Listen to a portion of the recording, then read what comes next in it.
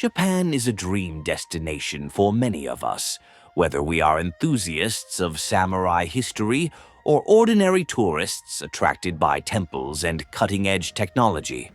After World War II, Japan presented itself to the world as a safe, polite, and welcoming place, a perfect combination of modernity and tradition. And that image stuck. In recent years, cities such as Tokyo and Kyoto have become darlings of international rankings, and the country received more than 21 million foreign visitors in the first half of this year alone, an absolute record.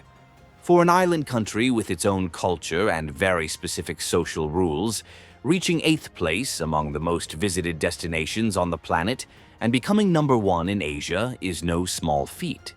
But for some time now, things have been changing, and a movement has been drawing attention. The Japanese themselves, once famous for their impeccable hospitality, seem to be fed up with foreigners. And it is no exaggeration to speak of rejection. There are protests in the streets, politicians campaigning, and new laws making life much more difficult for tourists and immigrants. But what happened? How did the country reach this point? Today, Bello Mundo takes you to Japan to understand the situation. Number 1. The Japan of dreams and the real Japan. Japan's relationship with the outside world has never been simple. During the Sakoku period, the country was practically closed off. Almost no one entered, almost no one left. The idea was to protect the local culture from outside influences, especially religious ones.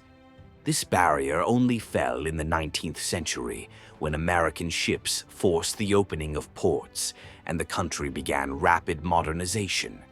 Even so, contact with foreigners remained limited and surrounded by mistrust. After World War II, a major turnaround occurred. The country rebuilt itself with a focus on efficiency and technology, creating cars that conquered the world, consoles that marked generations, anime that crossed borders, and futuristic cities that coexist with centuries-old temples. Japan became synonymous with organization and safety. Tokyo became known for its impeccable streets and absurd number of vending machines. Kyoto became a must-see for those seeking geishas, ancient temples, and perfect gardens. Hiroshima came to unite memory and hope. Akihabara became a mecca for otaku culture, and Mount Fuji has become a global postcard. With this image shining around the world, the country has invested heavily in tourism. It worked, but there is an important detail in this story. Japan has always opened its doors to visitors, but kept its windows closed to those who wanted to stay. Tourists, yes. Immigration, not so much. Number 2. History. Modern Japan has always had a deep resistance to the idea of welcoming foreign residents.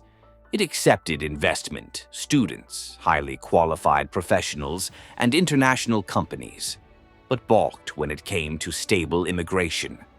When the economy boomed in the 80s and 90s and there began to be a shortage of people in factories and even in agriculture, the country avoided admitting that it needed workers from abroad.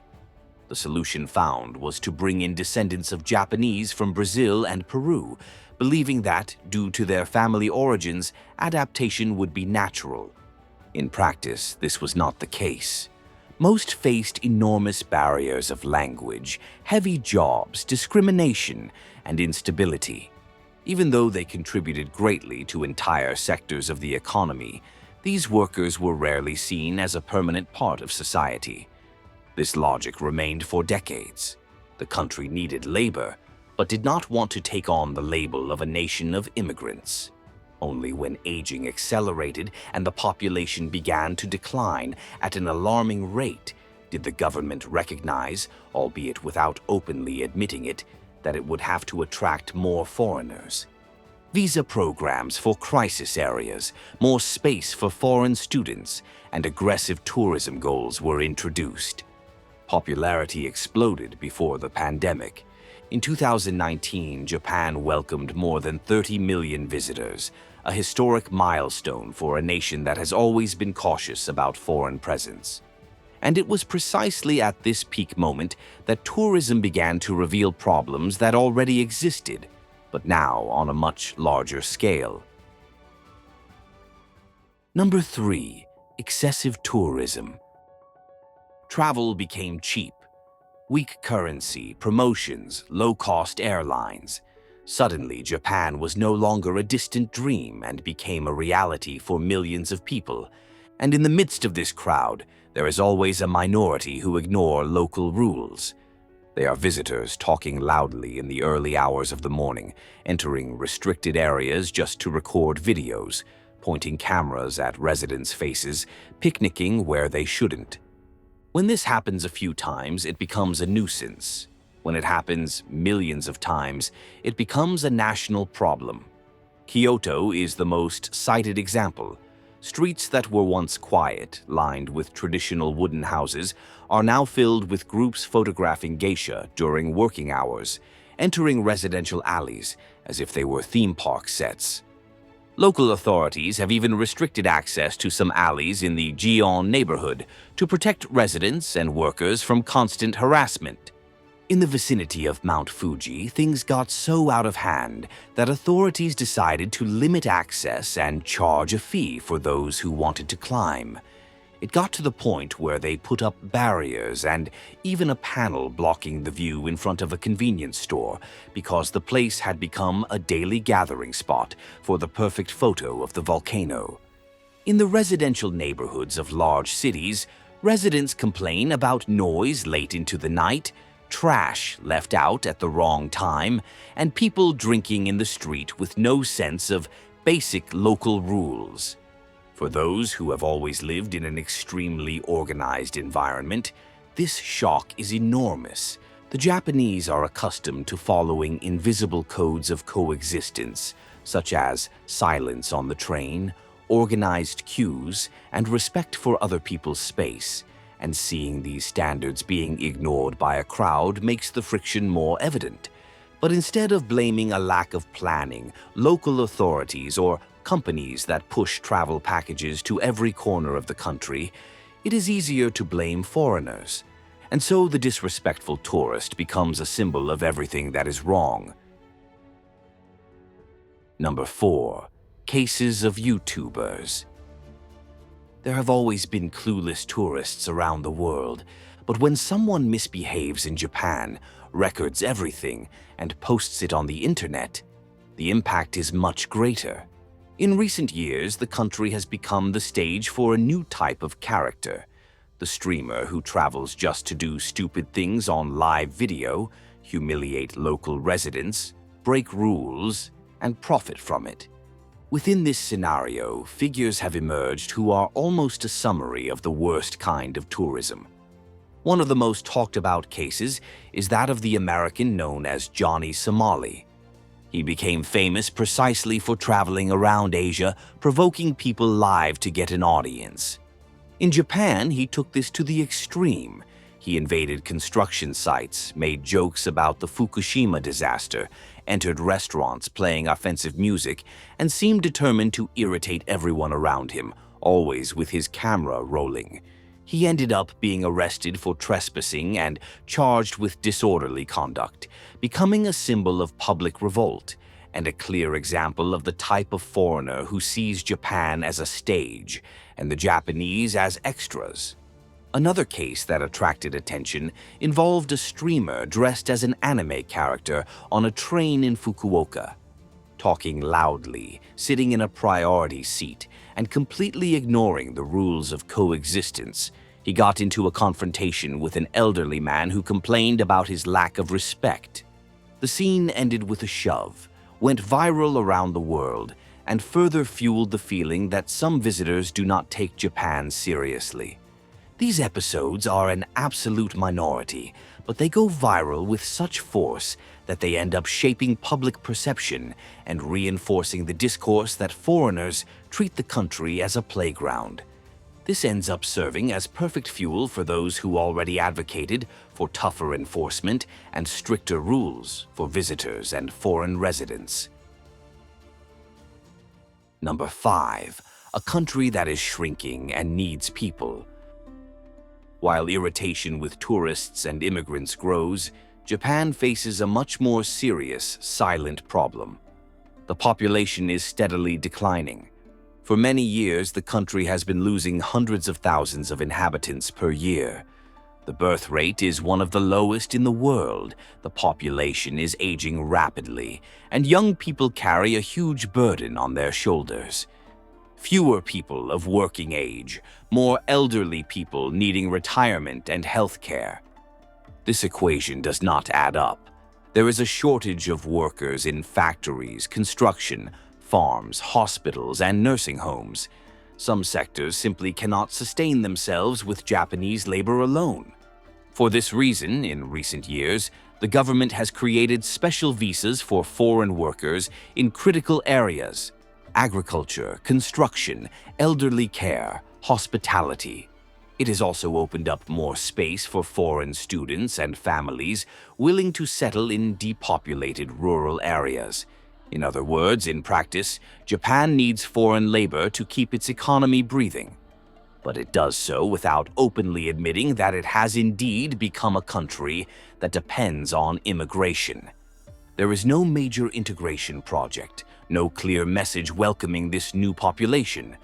The result is a system in which foreigners are brought in to fill gaps, but continue to be treated as outsiders who can be discarded at any time. This contradiction is at the heart of the problem. A country that needs people but has enormous difficulty dealing with the idea of sharing space, public services, and identity with those who were not born there. Number 6. Laws and deportations.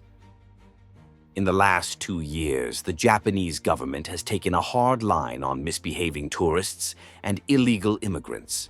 One of the first responses was to create a task force in 2025 to deal with problems involving foreigners.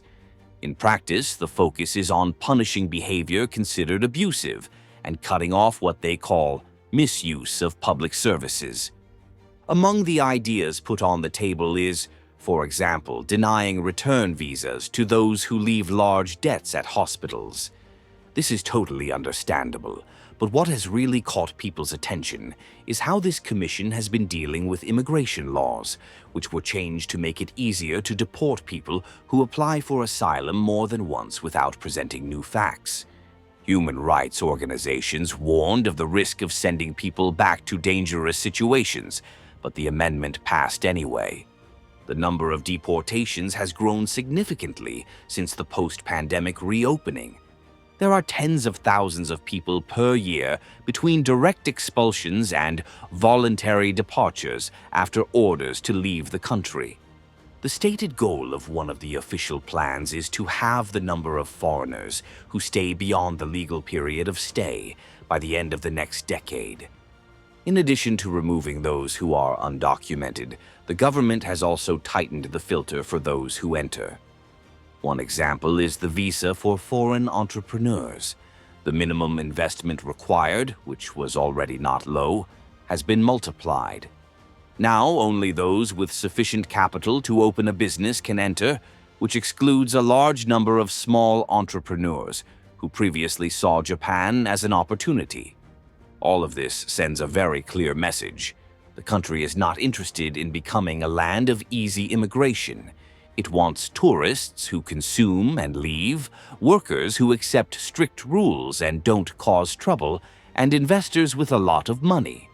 And the fewer long-term ties foreigners have, the better. This hardening did not come out of nowhere.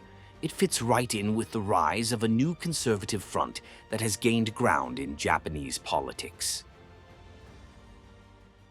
Number 7. Political movement. Amidst this mix of mass tourism, demographic crisis, and fear of losing identity, a new political force has emerged, riding the wave of this dissatisfaction. This is the case with the Sanseito Party, which has grown rapidly using a Japan-first discourse, much in line with right-wing populist movements in other countries. The party's motto is Japanese First, inspired by the slogan America First, popularized by Donald Trump. In their narrative, the country has given in too much to external pressures, opened its doors to foreigners without thinking about the consequences, and now needs to regain its sovereignty, culture, and security. The proposals circulating within this movement are varied but follow the same line, further restricting the paths to citizenship for children of foreigners, making family reunification more difficult, creating a specific agency for immigration issues, reducing visa times for certain categories, limiting land purchases by foreigners, and cutting benefits offered to foreign students. It is a broad package that speaks directly to voters who see Japan changing too quickly and fear that this transformation will jeopardize an identity built over centuries.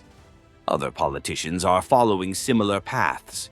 The major traditional parties have adopted a tougher stance on immigration and tourism so as not to lose votes. It is the famous radicalization by osmosis. The far-right agenda becomes a central issue, and the center ends up being pulled to its side. In the midst of all this, any isolated case of a foreigner doing something wrong becomes ammunition. All of this is woven into a discourse that presents foreigners as a constant threat. Number 8. Impacts. When politics hardens and the discourse becomes more aggressive, the lives of foreigners in Japan change, even if they have never done anything wrong. Communities of Brazilians, Filipinos, Chinese, Vietnamese, and many other groups who have lived in the country for decades feel the climate weighing heavily on them.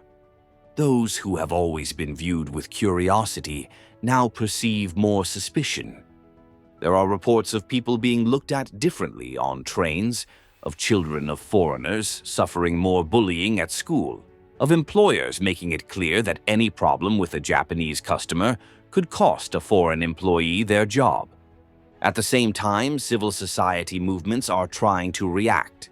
Hundreds of organizations have signed manifestos denouncing the rise of xenophobia and calling for equal treatment. Groups of Japanese and foreigners organize cultural events to show that diversity is not a threat. Teachers, researchers, and activists have been warning of a very specific danger, turning foreigners into scapegoats for problems that are, in fact, structural. An aging population, difficulty balancing work and family, inequality between generations, economic stagnation. All of this is the result of internal choices, public policies, and the model of society. But it is much easier to point to the noisy tourist or the immigrant who speaks another language and blame this visible figure for the feeling of loss of control. For the average tourist, the change may seem subtle. Most will still be treated well, especially in areas where tourism is seen as the main source of income. But the margin for error has become smaller.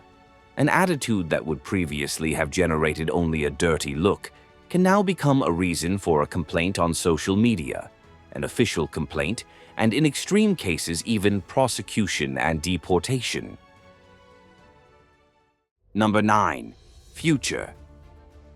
So, is Japan closing itself off again? Is it expelling tourists and immigrants? There is no easy answer. There is no official order saying that tourists are not welcome. Visitor numbers are still huge. The government continues to pursue high tourism targets and wants travelers' money circulating in the country. At the same time, it is very clear that tolerance towards foreigners, whether visitors or residents, is decreasing. Tougher laws, increased deportations, more restrictive visas, and politicians building their careers on fear of difference. The country is experiencing a dilemma that is not unique to it, but which is very clearly apparent there. On the one hand, there is the desire to protect an identity built over centuries, with a unique language, very particular customs, and an almost romantic idea of a cohesive and homogeneous society. On the other hand, there is the pragmatic need to accept outsiders in order to keep the economy afloat, care for the elderly, fill factories, sustain transportation, and keep the system running. Until now, the balance has been tipped toward protecting identity, but the price of that choice is rising. Rising xenophobia creates social tensions that were previously uncommon in post-war Japan, fuels mistrust, and makes immigrants and visitors easy targets for problems that are, in fact, structural. And let's face it, blaming others is always easier than facing one's own challenges. What do you think about this whole situation? Is Japan really expelling tourists and immigrants, or is it just trying to put its house in order? Comment here with your thoughts. Thank you for joining us so far. Leave your like and subscribe to the Bello Mundo channel. See you in the next episode.